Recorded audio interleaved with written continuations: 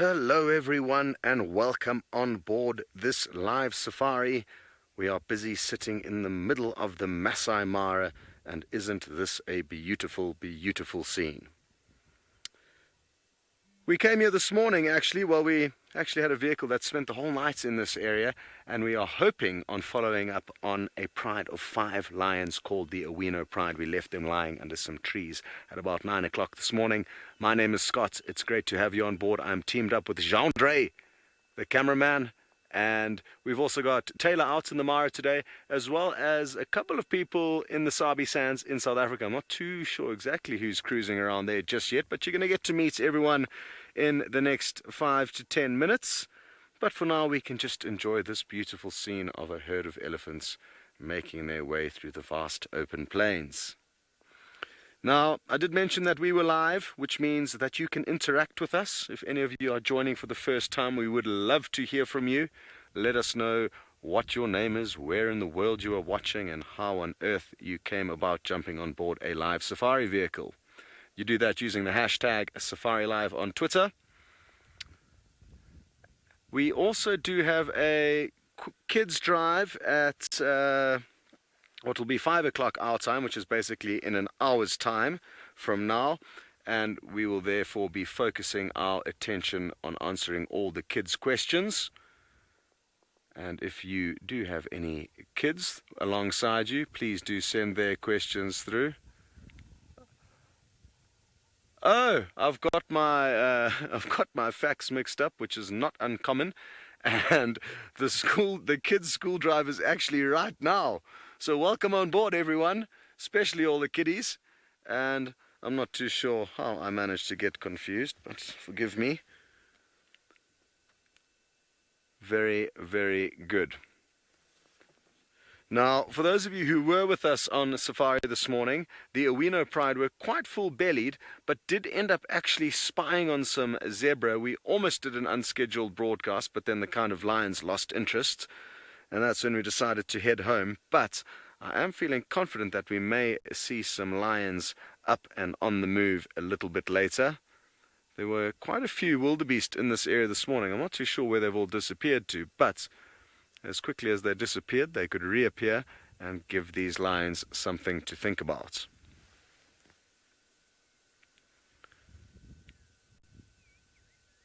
Now, what often happens with elephants, or at least what I've noticed here in the Mara, is they like to come down into the kind of plains during the day to feed on things like grass and get down possibly to the Mara River to drink, and then in the evenings they tend to kind of make their way back up towards the Olololo escarpment, which is where they are heading now.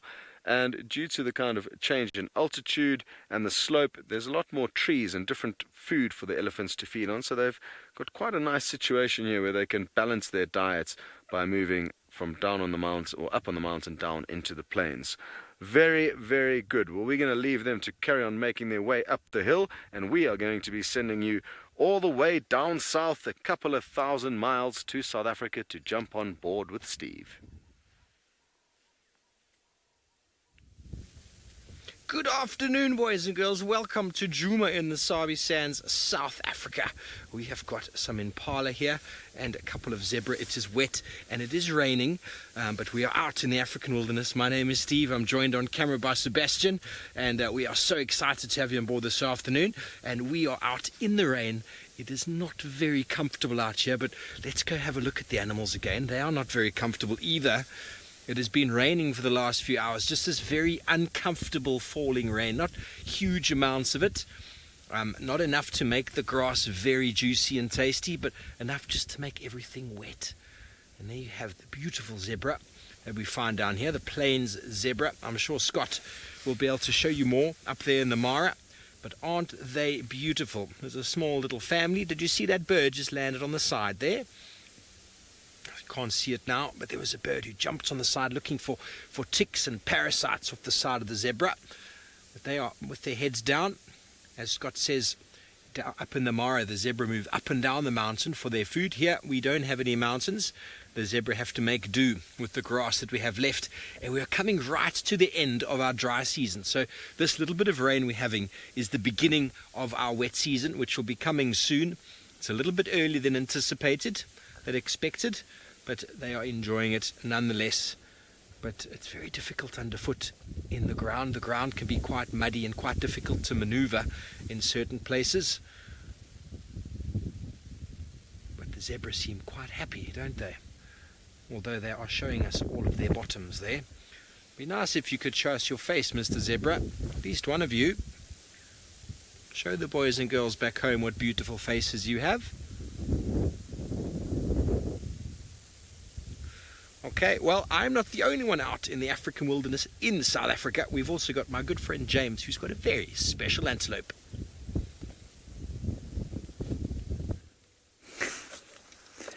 There's my most favourite antelope, everybody. It's called a nyala.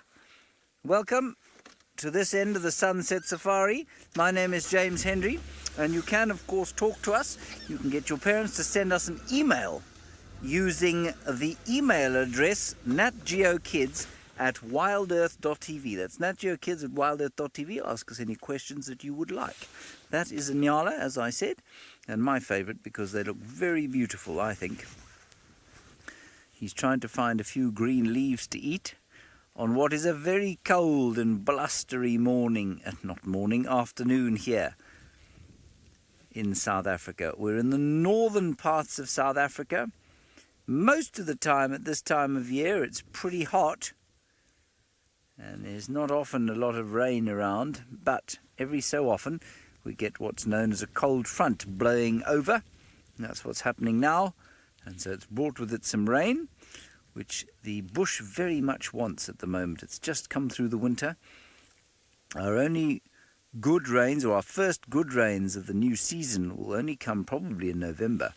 So these little showers and sprinklings of drizzle that we're having, very important.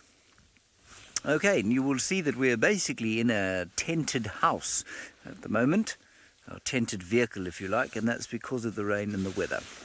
Alrighty, so if you do see poles and bits of canvas getting in the way, it's because we're hiding from the rain. My plan this afternoon is to go towards some lions. We're going to, or hopefully find, some lions that we saw yesterday. Craig's just going to quickly wipe the lens. Craig is on camera. There we are. And the lions were not too far from here. I don't know what they would have done today. Lions often don't move when it's hot, but on a cold day like this they may have gone hunting. Who knows? We might be lucky and find them exactly where we left them, or they may have disappeared and we'll have to look for them. Either way, we'll have fun on our safari this afternoon. You'll see me looking out of the car from time to time to see if I can see any footprints of animals walking on the ground. That's often how we find our animals here. We follow their footprints. I think the temperature can't be much more than about, I'm going to say between 53 and 58 degrees Fahrenheit out here, which is between 13 and, between 12 actually, and 14 degrees Celsius. It's not warm. And of course, we're looking forward to the springtime, which will come next month, in theory.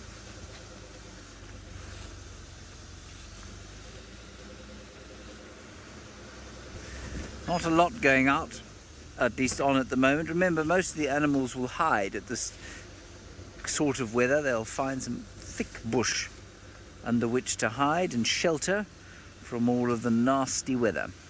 Steve has been much more lucky than me. He's found some zebra and impala earlier. Now he's driving. Oops. Yes, well, it is indeed very hard in this weather to find animals. One of the major reasons is they don't have to walk very far to go and drink.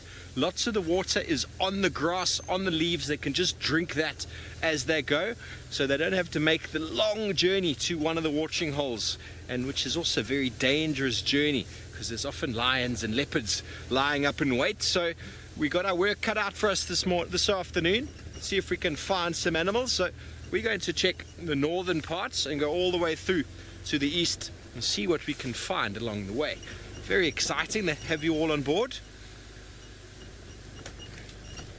At least the wind has died down, Seb. There was some horrible wind a little while ago that takes that moisture and it just cuts it right into the eyes. But that seems to have dropped a bit, which is nice. The animals don't like the wind either because everything rustles and moves, and they trying to hear where the predators are. And it's a very hard business being an animal out here when there are lions and leopards trying to catch you all the time. Well, hopefully we can find you any of those. I hope you're going to keep a list this afternoon. If you've been watching the last few weeks, keep adding to your list. See how many animals from South Africa and the Masai Mara you can check off. This afternoon already in South Africa you should have 3. Let's check this little section over here.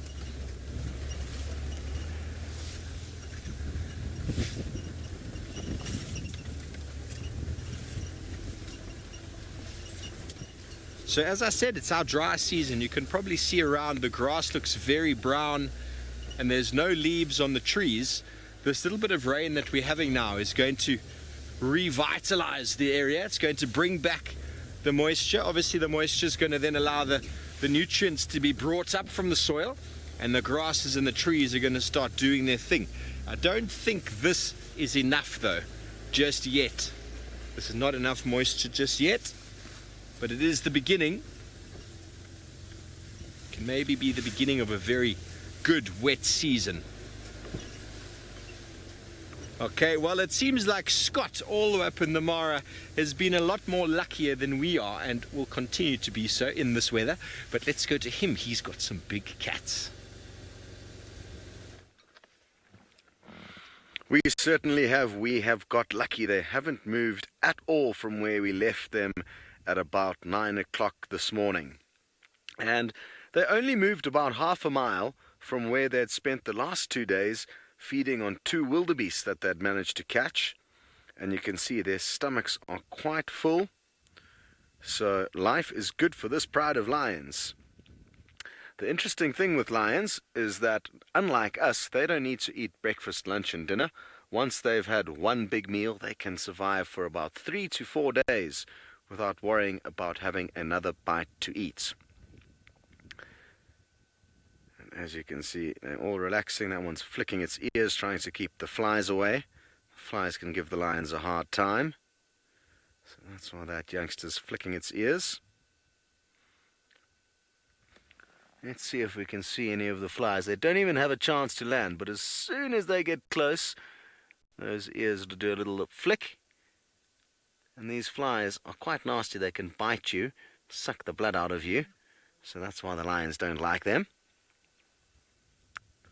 Now, we've been very lucky to spend a lot of time with this pride of lion since we started working here about 1 year ago, since we built our camp here in Kenya.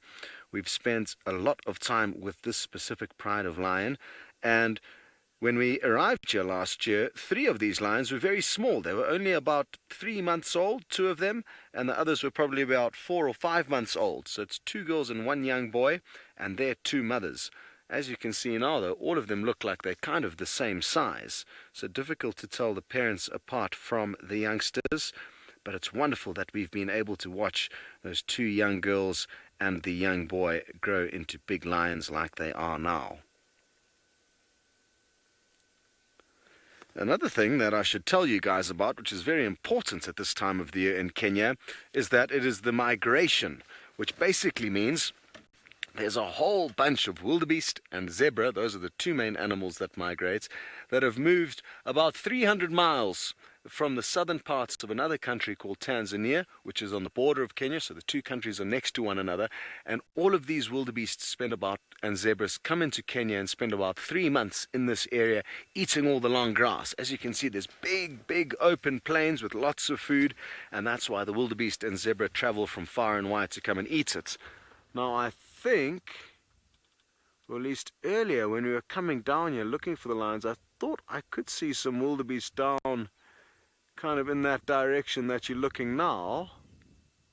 I've got my binoculars up and I can't see any, but there are some, and I think Genre is about to get onto them. Genre is using all of his fancy camera work to try and find these wildebeest, and they're somewhere just up ahead there. I think there's a few. No, keep going. I'm not doing a very good job at this, but eventually we should see a few little black dots, well, hundreds of little black dots actually, which will be the herd of wildebeest. Where are they? I need your help, everyone. Lean forward, take a closer look. Keep going, keep going. I hope I'm giving Jean-de the right directions. There we go. There you can see all the little black dots. Sorry that took so long, everyone. I guess it was a bit of suspense, some may say. A lot of you may have been quite excited to finally see these wildebeest. So you can see a long, long herd of them. And even though there's hundreds there, maybe even a couple of thousand, that's considered a small herd at this time of the year.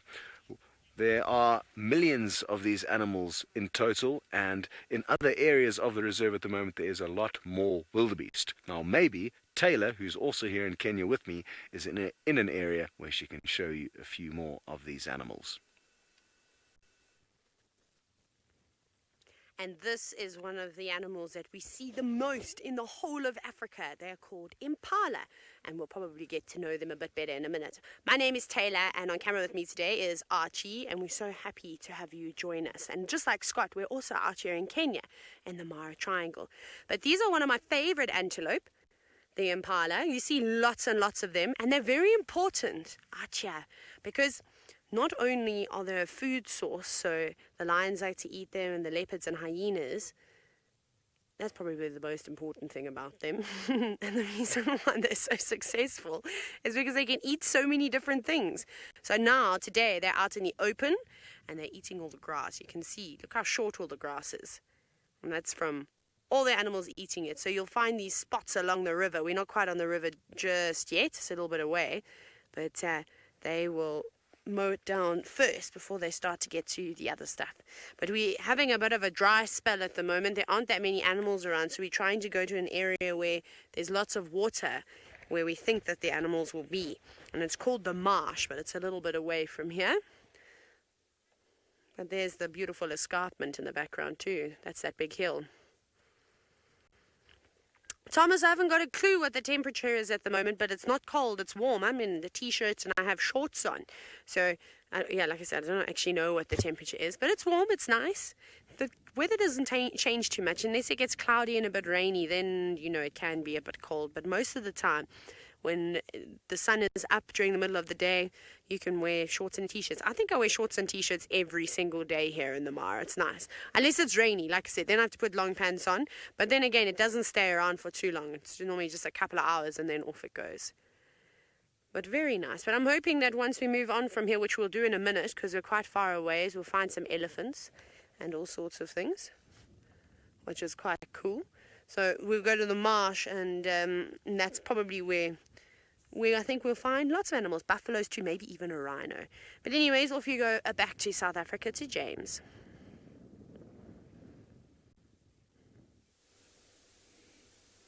Here we have a bush, and behind the bush, a lion. This is a lioness that has been sitting here since this morning when it started raining. She and her friend, who's just disappeared off to the right-hand side of your picture there, she and her friend have been sitting here since this morning. They were walking in the early dawn, hunting, we think, but they're quite fat already, so I think they ate something last night. And then when this rain started, they thought, let's find somewhere nice and cozy to lie for the day. And so they've been there now for about 8 hours, I think.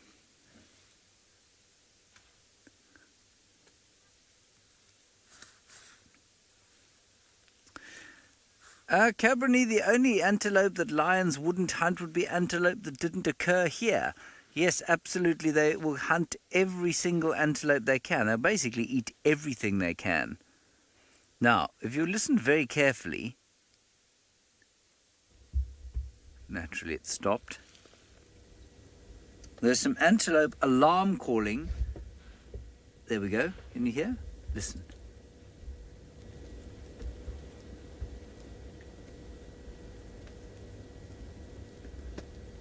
No. There. You hear that? Now what that means is that the antelope have seen one of the lions, and they're warning all the other antelope around. And they're probably, in fact, they're definitely impala that are alarm calling, and they make that noise through their noses. That's That's what they sound like.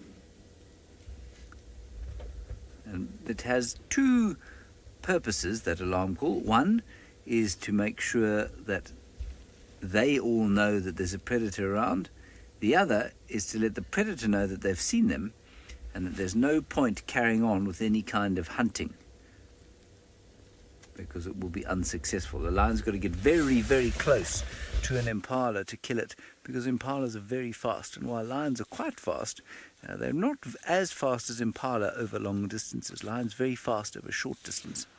We might try and get through here and see if we can't get a slightly better view of these lions, but I think we'll wait until we're off air to do that, because we may get stuck, of course, which would be quite funny. Maybe. Not so funny. Oh, Scott's got 6 lions. That's amazing. I think let's go and have a look at them while I see if I can get through this rather difficult little spot over here. Well done, James, on finding the inkahumas. I wonder who is more full-bellied, the inkahumas or the awenos. My money would be on this pride. This is one of the adult lioness. She's the bigger of the two. And as you can see by the way she's sitting, her belly is very full.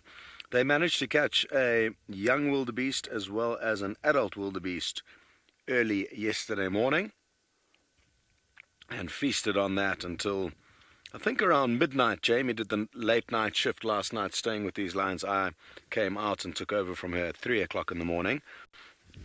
And I think, these lions left there, kind of abandoned the carcasses. A whole bunch of hyenas came in. So the lions thought, well, we can share a little bit with them. We've had enough. Oh, nice big yawn. So it'll be interesting to see what their next plans are, when they get up, when they decide to move, where they decide to move. There is no way of knowing. Hello, Cabernet. You would like to know how old will lions be when they start having babies? Well, I think the earliest that they'll start having youngsters is at around 2 to 3 years of age. But 2 would be very young. But anywhere from about 2.5 to 3 years of age, lioness can start giving birth to their first litters. These lioness, we're not too sure how old the 2 mothers are. But 2 of the sisters were born in February last year. So they're about 1.5 years old. So maybe in about another year, not only them, but also their mothers may give birth again. As soon as their mothers have no longer need to kind of focus their attention on raising them, they can give birth to the next litter of cubs. Sadly, one of the youngsters from the last litter of cubs that these 2 lioness had didn't make it. The sister of the young boy, who remains in this pride. The young boy is lying down. He's the second one away from us. He's got his head in the grass. He's a slightly paler shade than his cousins, the 2 girls.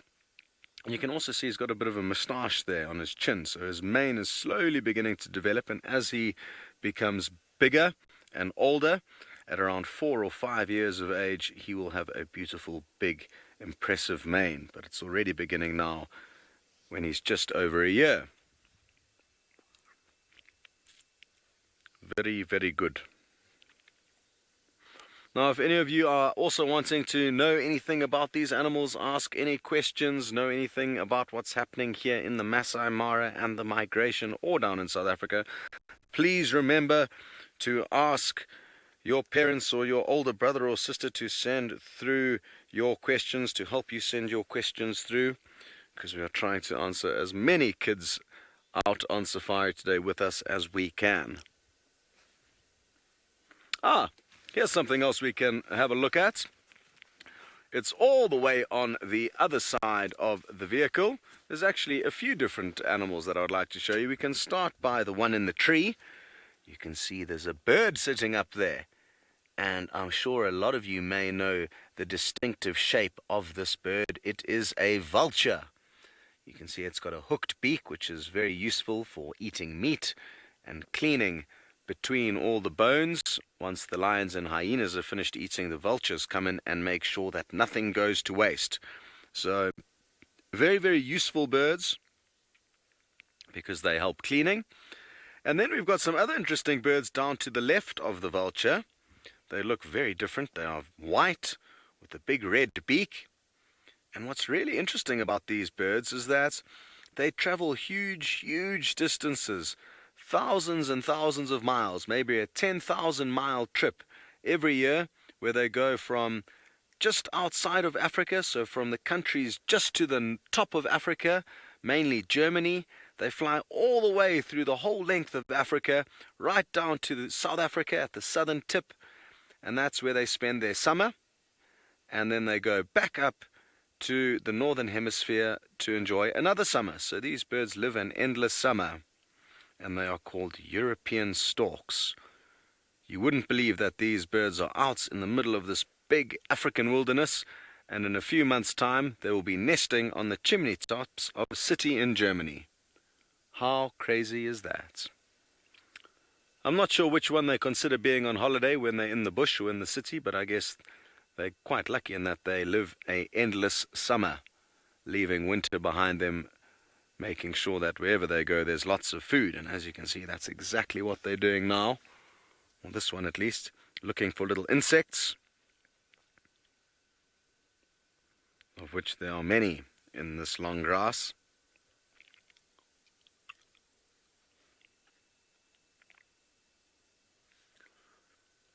Well, seeing as though the lions aren't doing any hunting, we may as well watch the bird hunting for a while. And that is the one important thing that I'd like to share with a lot of you guys, is that it takes hours and hours for us to get lucky, to see interesting things, to see the animals up and on the move and looking for food.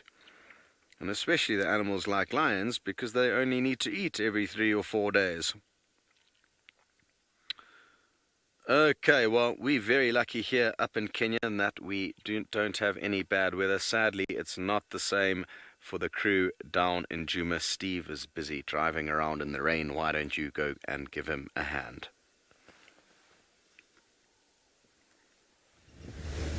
Well, thank you, Scott. I'm glad you're having all the luck up there with your lions and their meals. We haven't yet seen too much, but we're coming to check one of the popular watering holes, although the animals can drink all around, sort of off the foliage and grasses. We're going to just have a little look and see, because that's what we do in the dry season. You see if you can find animals around the watering holes. There's a good place to look. So coming up to Buffelshoek watering hole. Maggie, you'd like to see leopards. You want to know if we've got? Yes, we do. We are hoping to find you a leopard.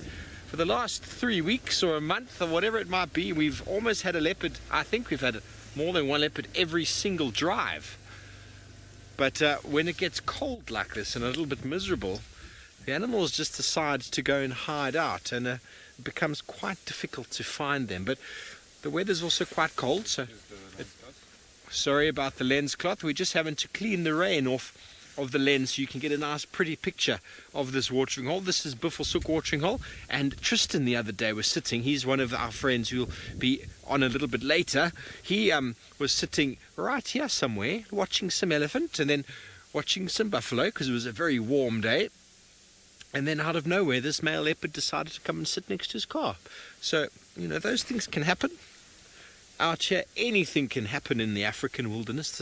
Last night, Tristan was watching the same leopard, and out of nowhere, wild dogs just came out from nowhere. So, you never know. We're going to drive around and just hope that our luck holds today, because Sebastian and myself, we often are very, very lucky out here. We come out with very positive vibes, with not too much expectation, and we just hope, and animals they always just end up playing the game and coming out, Maggie. So that is the way it is. You never know what could materialize. Good afternoon, Thomas. Hyena. We see a lot of hyena around, almost as many as we see leopards. But the hyena are almost impossible to find. They just materialize. We don't ever spend time tracking them. and they're constantly moving, so we don't really follow the hyena, but we do spend a lot of time with leopards. But every single day, I would say we see hyena.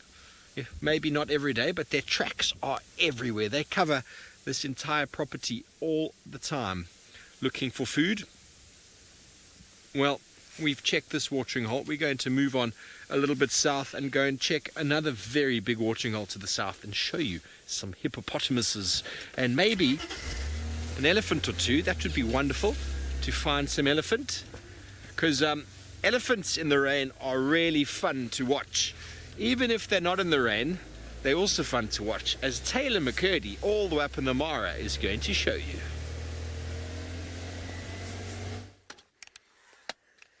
Elephants in the rain are my favorite to watch in the whole wide world, but we don't have any rain just yet. Although it looks like it wants to rain today, but it's actually just smoke. There's some big fires somewhere in the distance, maybe in Tanzania or on the border of Kenya, and it's creating this kind of fog. Hello, little elephant, what you doing? Oh, it's digging up some sand. Look at that. Now, this is really cool to watch. This might be my second favorite thing that elephants do, is it's covering itself in dust. And we've also been covered in dust today, but by the cars. But elephants will do this because on their bodies they get these little insects that'll bite them. And all of that will help suffocate. So basically, they won't be able to breathe, and then it kills all those insects. Because can you imagine all those flies and things and mites that all live on the animals? Oh, where's your tail gone? Look at that.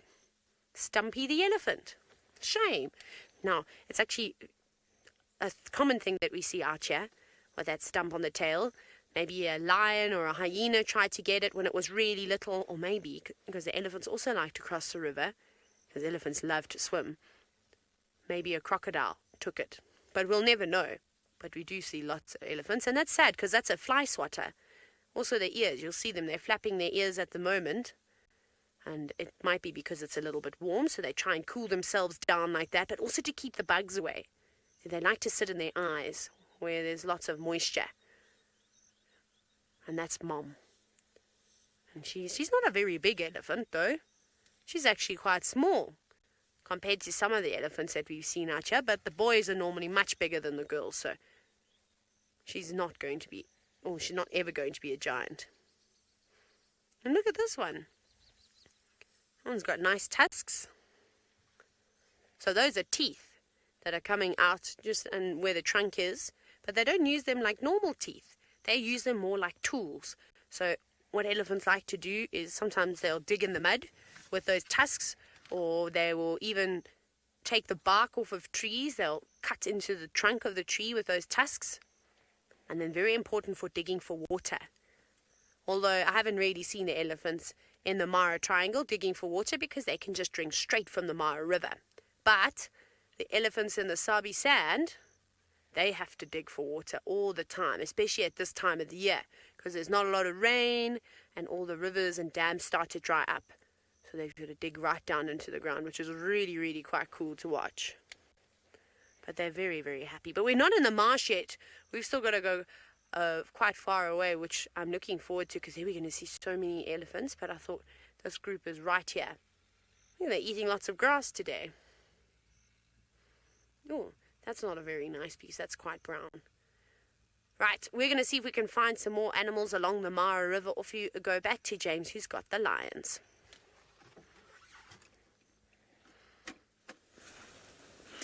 Well, we feel like we're almost in a marsh, of course, because it is so very wet out here, but we found ourselves a nice sheltered spot like the lions, and the wind isn't too hard on us, and so we're enjoying the company of the lions here. Now, these two lions are part of the Nkuhuma Pride. You can see that one's got very yellow eyes, and that's the normal sort of lion eye colour, and the one behind her there has got very orange eyes, and because of that, her name is Amber Eyes. Oh, you see, they're very cold, so now they're trying to snuggle up a little bit. Isn't that sweet? Let's take a little drive forward. We might get a slightly better view of them.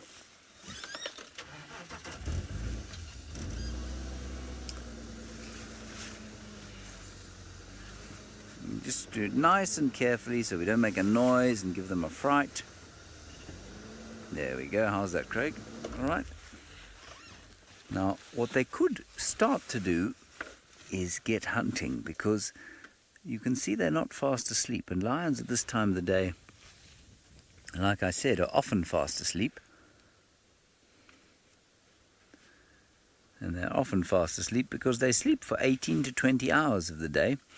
But when it's cold like this, they sometimes get up early and go hunting or marking their territory.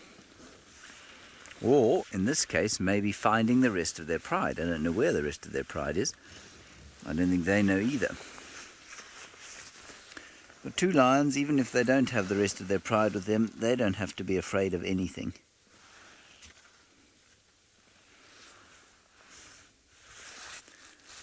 They are the most dominant predator out here, which means everything else is afraid of them, not the other way around. And they're licking, that licking that's going on there is a little bit of cleaning, but it's also just helping to take the water off. They've been lying in this sort of drizzle for the whole day, and so their fur is wet, and I guess that licking does kind of help to dry it out a little bit. Isn't that sweet? It's just like a house cat. They're not so sweet when they're hunting. And that's the younger lioness. Amber Eyes is a bit older. She's got an itchy neck, that one there. You see how they get all snuggly with each other? That's because it's cold. And often this is the kind of thing that they do before they start to move. They give each other a little clean, they clean themselves, they have a scratch and a stretch. Then often they go to sleep again for about 20 minutes, and then they'll start to move. But if they do, oh, that's wonderful. You see, they're just a little bit cold, want to be close to each other.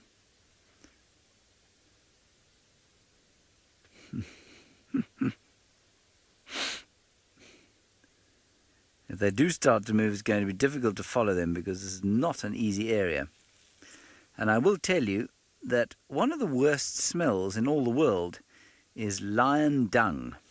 And one of these lions has made some dung somewhere around here, which means that I can't smell the lovely fresh green vegetation that's come about because of this rain.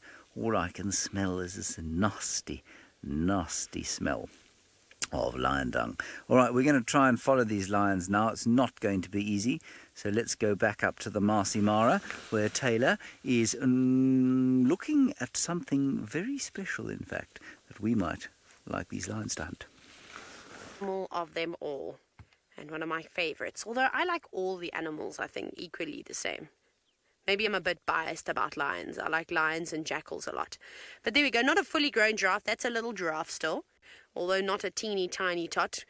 I've been looking around on this herd, but I can't seem to find a really small one, although those ones look a little bit shorter.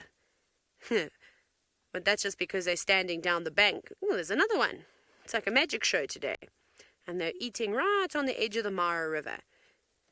Now, we looked at Impala earlier, and I was telling you about how they eat lots of different things. Giraffe only eat the leaves. They don't eat the grass. So sometimes you can get confused, though. It can be quite tricky out here because they'll eat on very, very small plants in the grass, but they've got leaves on them, and then it looks like they're grazing. So that's what we call animals that eat grass. We call them grazers, and we call the giraffe browsers. Long tongue to pull all the leaves off and to wipe your nose. They're very talented animals. And it looks like they've always got a funny hairstyle. So that looks like a girl giraffe with a very fluffy ossicone. So that's the name of those things on the top of their heads, an ossicone. It's a strange word. But that's not actually a horn, it's just bone. And they're very, very hungry along the river. But we're getting slowly to our destination. Slowly but surely. We're getting to one of my favorite spots, and maybe I think we'll get to see lots and lots of different things there, but it's nice that all the animals are showing themselves along the way. Here's another one. I'm going to count all the giraffe for you quickly. You might not be able to see them all, but that's fine. 1, 2, 3, 4, 5, 6, 7, 8, 9. I can count 9 Maasai giraffe.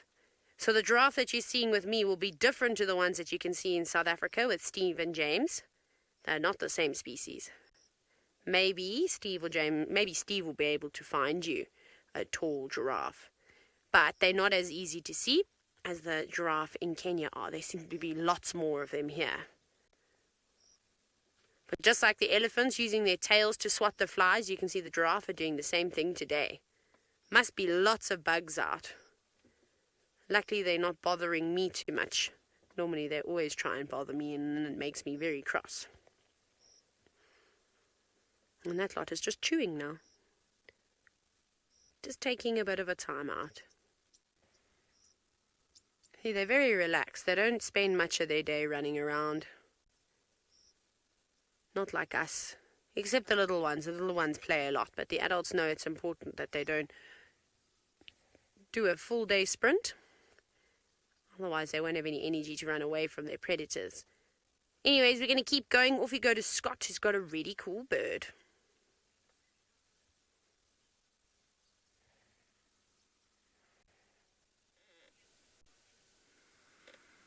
Yes, we have a different type of vulture, and this one is called the lappet-faced vulture. It's the biggest and strongest of all the vultures that we get out of here, which means when it comes to feeding time, when lots of vultures use their incredibly good eyesight to spot food down on the ground before flying down quickly, these ones are the ones that bully all the smaller vultures at the kills. But a lot of the time they also have the ability to open up animals that have died of natural causes, that haven't been killed by the big cats, for example. And these vultures with their very big beaks can rip open the skin and allow the other vultures to also then start eating.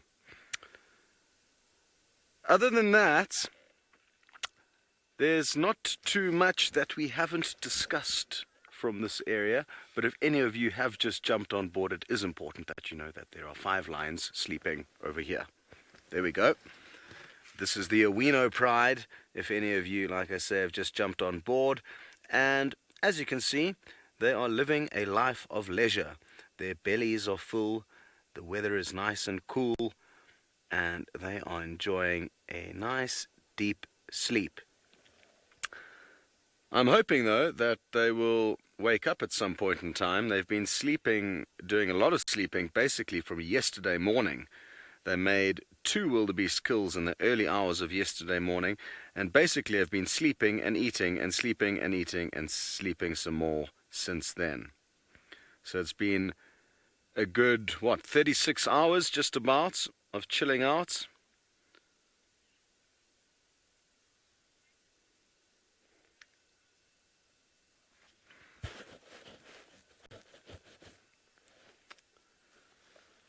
Bahaba.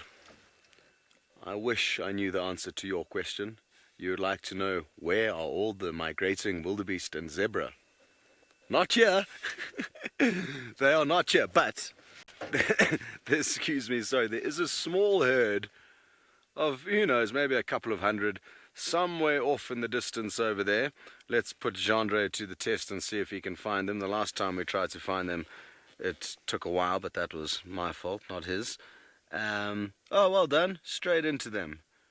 So there you can see a stream of wildebeest, a long line of them, and there's a lot more stretching through the kind of woodlands. We're just looking at a portion of them, and in that screen I'm guessing there's probably about 20 or 30. So the migrating herds are kind of coming and going, and we're not too sure exactly what's happening, but what I do know is that there are still quite a few herds in Tanzania. So each year the migration and the times that it arrives, the amount of time that the animals spend here in Kenya will always vary, I guess, just like anything that's got to do with wild animals. So it varies. It's a late year. There could be an influx later on. Nobody knows what's going to happen. You're just going to have to stay tuned and see what happens. I need to rush across to James because he's got a lion in a tree.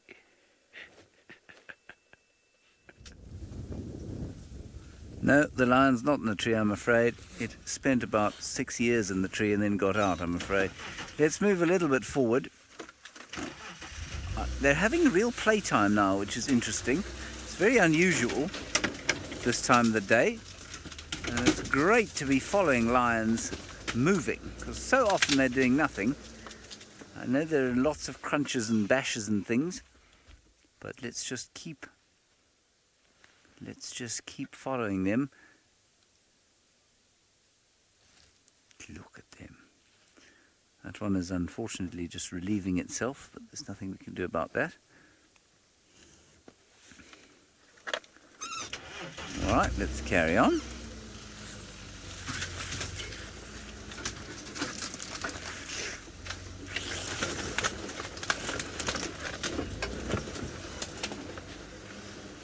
And you can see what a perfect colour they are for this vegetation. They're exactly the same colour as the grass. And because they're the same colour of the grass, it's not too difficult for them to hunt. It's Amber Eyes in front.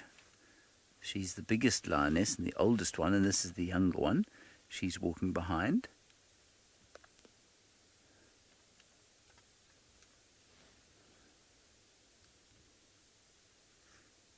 There we go. And you can't hear them move. You can hardly hear their feet touching the ground. In fact, you can't hear anything except the wind blowing. So even though it's light, it's a good time for them to hunt or go and find the rest of their pride.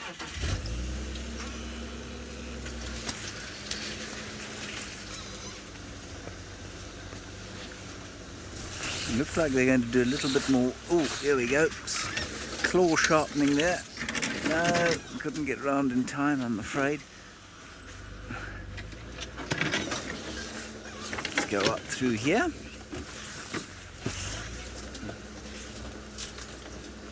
Alright, I'm not sure where Steve is, but I'm sure he's hot on the trail of something. Let's go and find out.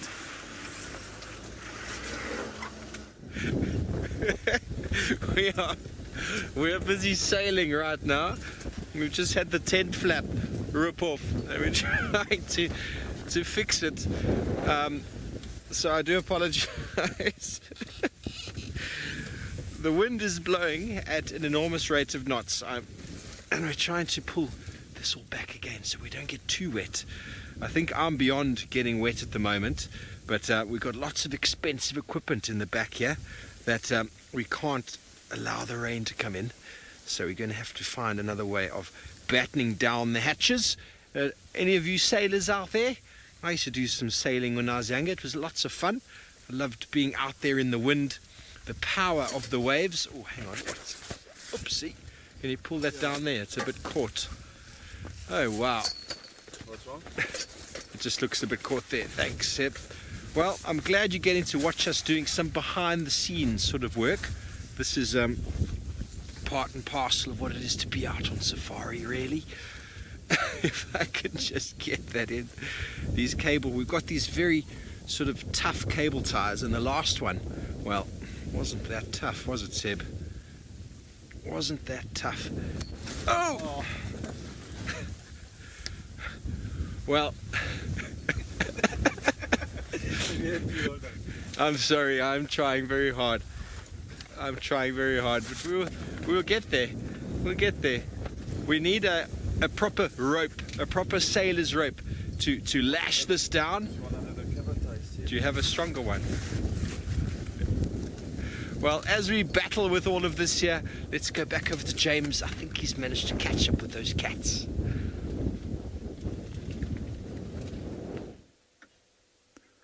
Look, there they are. And they're actually looking at some people coming towards them, not on foot. They're in a vehicle as well. That's why they've stopped. Those people are in no danger. They're also just enjoying the lions like we are.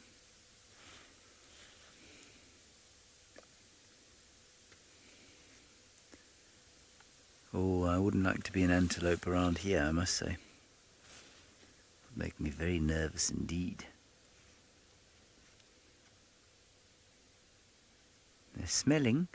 Now, I don't know how many of you know about wind direction and that sort of thing, but sometimes people will tell you that animals hunt using the wind, that they're clever enough to know that if they have the wind blowing towards them, then the animals they're trying to hunt will not smell them. Now, these lions are doing exactly the opposite. The wind is blowing from behind them, which means that if they are walking towards something like a buffalo or a giraffe, the giraffe or the buffalo might smell them. There we go, a little bit more comforting warmth from each other. Lions get very tired if they have to move too far. We can move a little bit closer now.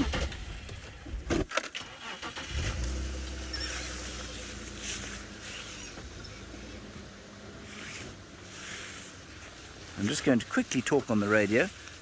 Tags have gone static here.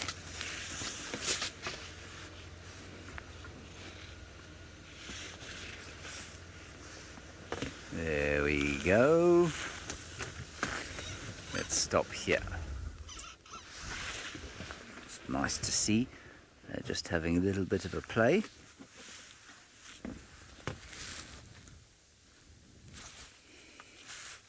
Now we think that Amber Eyes had some cubs. Well, we know that Amber Eyes had some cubs. Unfortunately, she lost them, and that means that she will probably try and have some more fairly soon. There are some male lions around here, some dad lions called the Avoca boys, and they are quite far to the north of where these two lionesses are, and maybe she will go and find one of them and they will make some more cubs, which will be lovely. Because there's nothing cuter out here in the wilderness than lion cubs.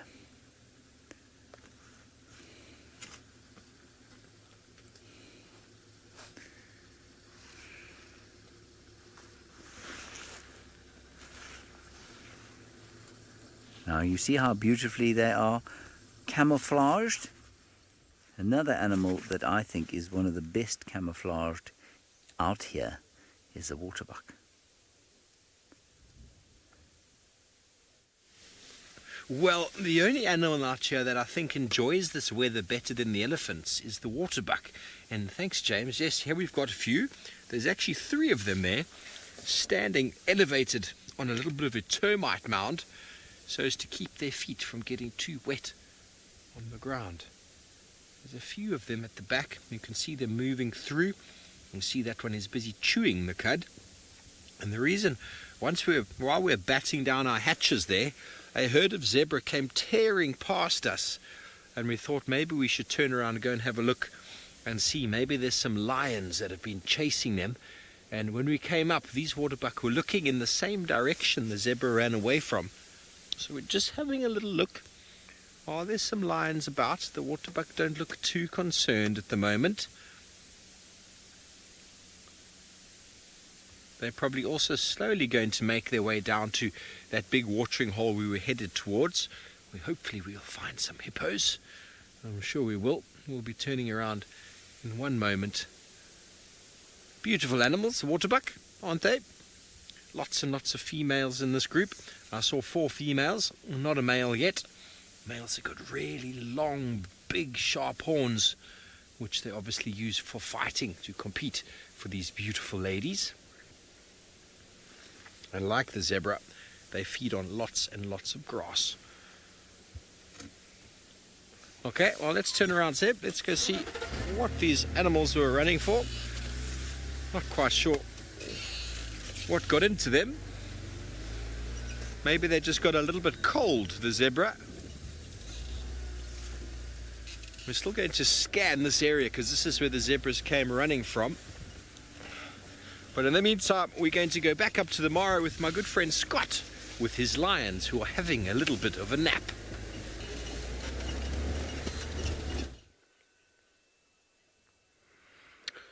Yes, we are still with the lions, but I think I've used up all of my patience and I cannot sit here any longer. So we are going to go off and see what else we can find.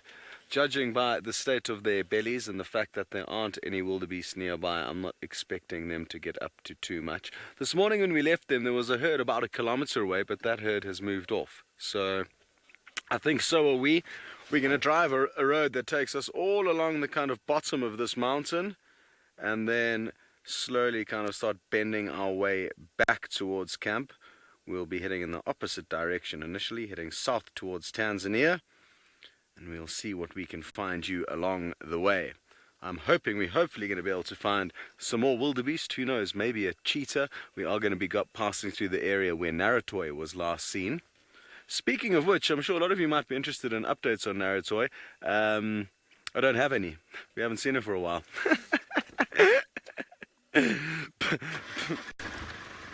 But I'm hoping she'll poke her head out sometime soon. Thank you, lions. Thank you for having us. So let us continue.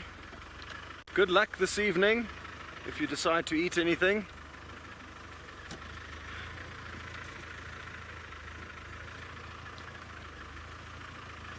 It really is tempting to spend the whole night out with them, but we need to conserve energy when we can. We still have one final TV show next week. And thereafter, a lot of us are going on holiday, which will be very nice. Anyway, very good. Hopefully, like I said, we'll find some more animals for you and call you back on board shortly. But for now, it seems like James is still sitting patiently with his lions.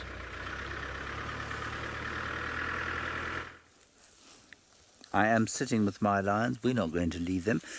That's not because necessarily they're going to do too much, but I think they probably are. You can see they're still very playful with each other, and this is the sort of thing that they do before they start to move. Little bit of stretching, playing, and trying to warm up. That one looks like it's doing its exercises. Virginia, the animals have learnt to see these vehicles or these cars as things that they are a little bit afraid of, in so much as they don't want to come too close, but they also see them as things that don't do any harm. So we could probably drive much closer to these lions than we are now, but there's no point in doing that. There's no point in getting closer to an animal than you need to, because that's disrespectful. We want to respect these animals. We want to respect the wilderness that we're in here. We find that the more you respect the wilderness, the more the wilderness tends to give to you.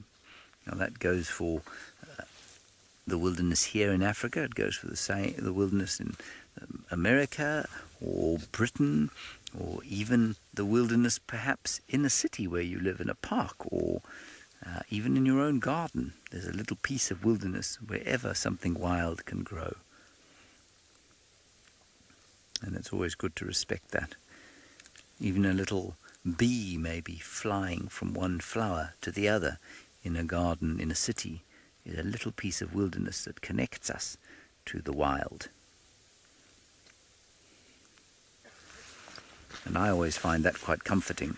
I remember I haven't always lived in the bush. I lived in the city for a long time, and I found that quite difficult. And when I saw something like a bird flying in the trees above my head, or a bee flying from one flower to the other, or a grasshopper or a cricket crawling across a grassy lawn or in a park, where a lot of people would think, oh, that's a pest, I don't want to get near it. I felt a little connection with wild areas like this one. And so when you next go outside and you find a bee or a fly or a cockroach or a grasshopper or something like that, remember that it's a little piece of the wild, and that's very special to have a little piece of the wild where we humans are, because, well, in us humans there is a little piece of the wild. Every single one of us has a piece of the wild inside them. Now we only have 1 minute left of our very special Nat Geo Wild Kids show, so thank you all for joining us. We will continue our safari for our regular viewers on Safari Live, so if you want to join us for that, you can do that too. You just go to YouTube, type in Safari Live, and you'll find us. We'll follow the lions. Scott will be looking for things up in the Masai Mara, so will Taylor. And hopefully Steve will sort out his troubles. Maybe he'll find Juma's very special animal, and Juma's most special animal, I think, is the leopard. We've got lots of beautiful leopards here, and they've got such great stories. All right, everybody, we'll see you next week, same time, same place. Until then, bye-bye.